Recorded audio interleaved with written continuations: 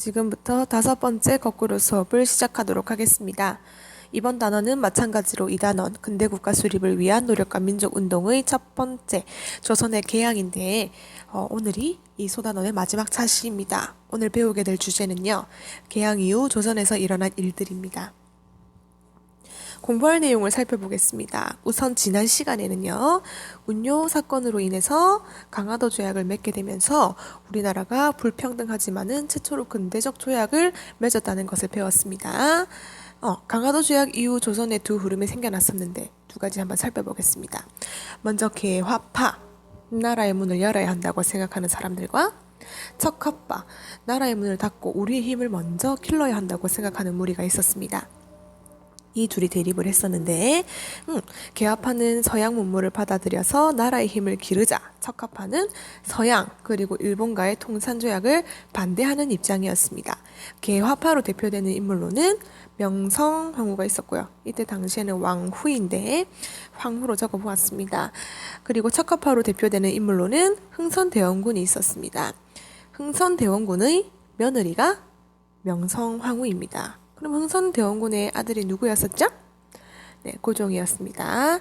자, 명성황후가 있고 흥선대원군이 있었습니다. 명성황후를 중심으로 하는 개화파에서는 서양의 문을 열어야 한다고 주장할 때 흥선대원군을 중심으로 한 척화파에서는 말도 안 되는 소리, 오랑캐가 어떤지도 모르면서 하면서 개화를 반대했었고요. 그 사이에 끼어 있었던 고종은 굉장히 난감한 상황에 처하게 됩니다. 그리고 또 외국 문물을 아는 사람을 관리로 써야 한다고 명성황후가 주장할 때 흥선대원군은 과거로 뽑은 인재들로도 나라를 충분히 이끌어갈 수 있다고 생각했습니다.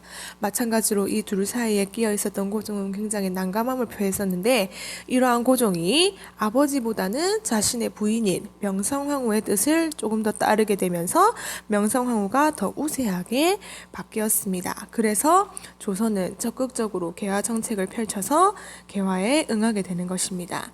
자, 그렇다면은 운요 사건과 강화도 조약을 거쳐서 우리 조선은 결국에는 개항을 하게 되었습니다.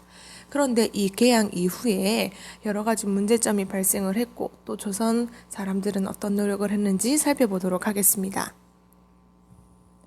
개항 이후 교육을 중심으로 발생한 문제들을 살펴볼게요. 일단 조선은 근대 문물을 적극적으로 수용하는 자세를 취했습니다. 그래서 부강한 나라가 되고자 했고요. 일본과 청에 사절단과 유학생을 보내었습니다. 보낸 이유는 무기 제조 기술과 근대적 제도를 배우기 위함이에요. 청나라로부터는 무기 제조 기술을 배우려고 했고 일본으로부터는 근대적 제도를 배우려고 했는데 이 근대적 제도로 대표될 수 있는 게 바로 별기군입니다. 신식군대인데요. 조금 이따가 더 자세하게 살펴보도록 하겠습니다. 문제점도 나타났어요. 소규모 수공업 중심의 조선 산업이 경쟁력을 잃게 된 거예요. 자, 그리고 쌀이 일본으로 유출되면서 쌀값이 크게 상승했습니다. 왜? 우리나라에는 쌀이 부족했기 때문이죠. 부르는 게 값이었던 거예요. 그래서 일부 지주와 분홍, 상인은 큰 이익을 얻게 되었지만 대부분의 농민, 도시 빈민의 생활은 더욱 어려워지게 되었습니다. 자, 그러면은 이렇게 개항 이후에 이모군란이 일어났는데요. 원인, 전개 과정, 결과에 대해서 살펴보고 그 이후로는 갑신정변이 일어났습니다. 원인, 그리고 이 갑신정변을 이끌었던 주역, 전개 과정, 결과에 대해서 살펴보겠습니다. 마지막으로 동학농민운동의 원인, 1차 봉기, 2차 봉기, 결과에 대해서 살펴보겠습니다. 먼저 이모군란은요 1882년에 일어났습니다. 왜 일어났느냐? 구식 군인들은 신식 군인인 별기군과의 차별 때문에 굉장히 분노하였습니다. 그리고 도시 빈민들의 생활이 굉장히 어려워졌고요. 이 신식 군인과 구식 군인의 차별 한번 살펴보겠습니다. 왼쪽이 신식 군인이고요. 오른쪽이 구식 군인입니다. 옷차림도 다르고 사용하는 무기도 달랐습니다. 이 신식 군인은 일본으로부터 배워온 근대적 제도인데 아무래도 새로운 기술과 무기를 사용하는 이점을 누릴 수 있었겠죠. 자, 그 전개 과정을 살펴보겠습니다. 99년가 도시 빈민이 주축이 되어서 관청을 습격하여 무기를 빼앗고 일본 공사관과 관리를 공격하였습니다. 궁궐에 쳐들어갔습니다. 그 다음에 청의 군대가 개입하여 상황을 정리하게 됩니다. 자, 그 결과 청이 조선의 정치에 간섭하기 시작했겠죠. 나라의 어지러운 상황을 도와준 나라에게 영향력이 돌아가는 것은 어쩌면 당연한 일일 수 있습니다. 자, 그러면 이번에는 갑신정변에 대해서 살펴보도록 하죠. 갑신정변은 급진 개합하는 임오군란 이후 청의 간섭이 심해져 조선의 근대화가 늦어진다고 생각을 했어요. 이게 원인이 되는 거예요. 그럼 급진 개합하로 이름 지어지는 이 갑신정변의 주역에 대해서 살펴보겠습니다. 주역은 박영효, 서강범, 서재필, 김옥균 등의 사람들이 있었는데요. 사진으로 살펴보면 아래와 같습니다. 그리고 이러한 급진 개합하로서만 갑신정변을 이루기는 조금 힘들었고, 그때 당시 일본이 갑신정변을 도와주기로 했기 때문에 이들이 힘을 얻어서 일으킬 수 있었던 것입니다. 전개 과정을 살펴보겠습니다. 첫 번째 날 우정총국 개국 축가잔치에서 정변을 일으켰어요. 이게 이때 당시의 우정총국인데요. 오늘날로 하면 우체국이라고 생각할 수 있습니다. 자, 2일째 개혁파가 정권을 잡고 개혁정책을 발표했어요. 이 개혁정책이라 함은 청에 대한 조공을 폐지하고 신분제도 폐지를 하고 싶었어요. 이전에 임오군란 때 우리나라의 혼란한 상황을 청나라가 수습해주면서 청나라가 우리 정치에 간섭하기 시작했었죠. 그런데 이러한 청의 간섭이 굉장히 불쾌했던 급진개혁파는 이러한 청의 영향을 받지 않고서 스스로 나라의 힘을 키우고자 했었던 거예요.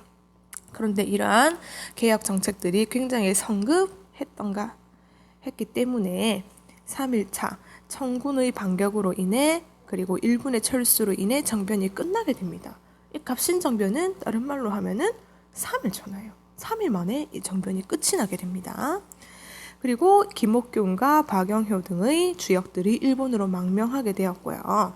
그 결과 청의 간섭이 더더욱 심해졌습니다.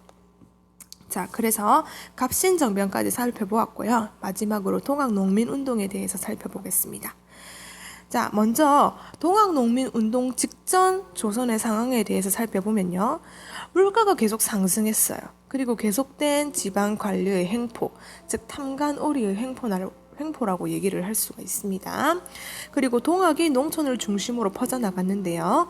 동학은 최재우에 의해서 창시가 되었었는데 인내천 사상, 즉 하늘 아래 모든 인간은 평등하다라는 사상을 가지고 있었기 때문에 백성들에게 굉장히 인기가 많았었어요. 그래서 농촌을 중심으로 빨리 퍼져나가 있었고 살기 어려운 백성에 의해서 동학교도 수가 증가하였습니다. 이런 상황에 의해서 동학농민운동의 조금 더 직접적인 원인을 살펴보면요.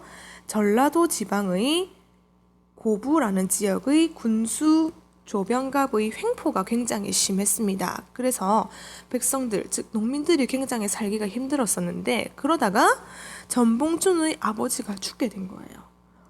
그래서 전봉준을 비롯한 농민들이 굉장히 분노를 하게 됩니다. 그래서 전개 과정을 한번 살펴보면요. 1차 봉기는 전봉준 중심으로 또 폭정을 없애고 백정을 구하기 위하여 봉기하였고요. 조선은 이 틈을 타 청나라의 군대 요청을 하고 일본 같은 경우에는 청의 영향력이 커지는 것을 경계하여 일본도 조선의 군대를 보내게 됩니다. 또 동학농민군은 외세의 개입을 막기 위해 조정과 화약을 맺고 해산하게 됩니다. 자, 그런데 이렇게 1차 봉기가 마무리되고 나서 청나라와 일본 간의 전쟁이 일어났어요. 청나라와 일본 사이에 있는 조선을 두고 두 나라가 세력 다툼을 하기 시작하는 겁니다. 그래서 동학농민운동을 수습하기 위해 조선에 와 있던 일본과 청의 군대는 돌아가지 않고 우리나라 조선 땅에서 전쟁을 벌이게 되었어요. 그 결과 누가 이겼을까요? 일본이 이겼습니다. 그러면은 우리 조선에 대한 영향력을 주장하는 쪽은 청나라가 아니라 이제는 일본이 되었겠죠. 그래서 2차 봉기는 청일 전쟁에서 이긴 일본이 조선의 정치에 간섭하자 동학농민군이 다시 불만을 가지고 봉기하게 되는 겁니다. 그런데 이 2차로 봉기한 농민군은 결국 일본군에 패하고 그 우두머리였던 전봉주는 처형을 당하게 되는 것입니다. 자, 이러한 동학농민 운동이 조선에 미친 영향을 살펴보면요. 조선을 개혁하고자 했던 농민들의 마음이 온 백성에게 전해졌습니다.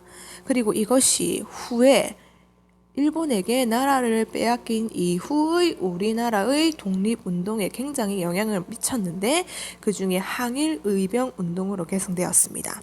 그리고 이후에 우리나라가 자주적 국가를 이렇게 수립하고자 하는 노력의 일환으로 가보개혁을 실시하게 되는데 가보개혁의 계기를 마련할 수 있게 합니다.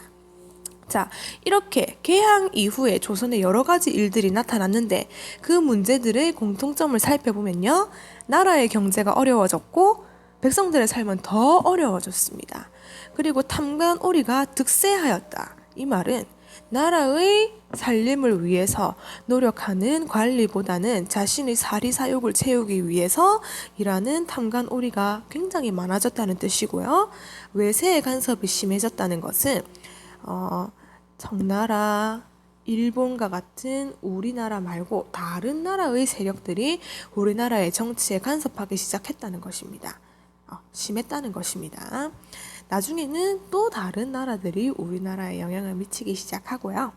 네 번째, 힘이 없는 백성들은 자주적이고 평등하게 살 수 있는 조선을 원했지만 외세의 간섭으로 결국 실패하였다는 것, 그리고 이후 외세의 간섭은 더욱 심해졌다는 공통점을 들 수가 있습니다.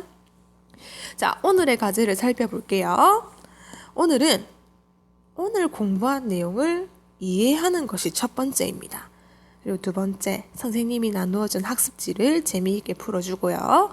그리고 모르는 점, 궁금한 점, 혹은 이 동영상에 대한 소감을 댓글로 달아주면은 선생님이 수업을 준비하는데 정말 많은 도움이 될 것 같습니다. 여러분들 화이팅 하고요. 오늘 수고했고 내일 학교에서 만나도록 하겠습니다.